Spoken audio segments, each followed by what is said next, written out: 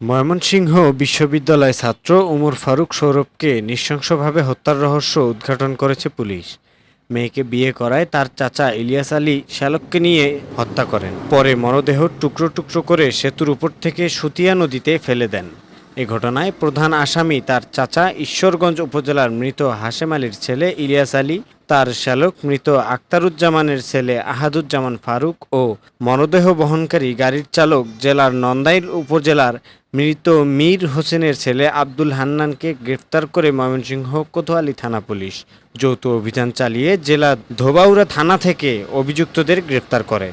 Police জানায়, রোববার সকাল 8:30টার দিকে ময়মনসিংহ সদর ও মুক্তাগাছা সীমান্ত এলাকার মনতলা ব্রিজের নিচে সুতিয়া নদীর পাড়ে রক্তাক্ত বাজারের ব্যাগে ও নদীতে ভাসমান লাগেজ দেখতে পান স্থানীয়রা।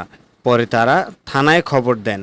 পুলিশ ঘটনাস্থলে গিয়ে বাজারের ব্যাগ থেকে অজ্ঞাত পরিচয়ে এক যুবকের মাথা ও লাগেজ থেকে দেহের 4 টুকরা উদ্ধার করে ময়নাতদন্তের জন্য ময়মনসিংহ মেডিকেল কলেজ হাসপাতালের মর্গে পাঠায়।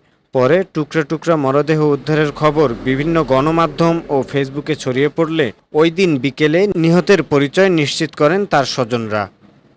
নিহত ওমর ফারুক সৌরভের বাবা ইউসুফ আলী বাদী হয়ে কোতোয়ালী মডেল থানায় মামলা করেন। মামলার পর পুলিশ ঘটনার সঙ্গে জড়িত 3 জনকে গ্রেপ্তার করে।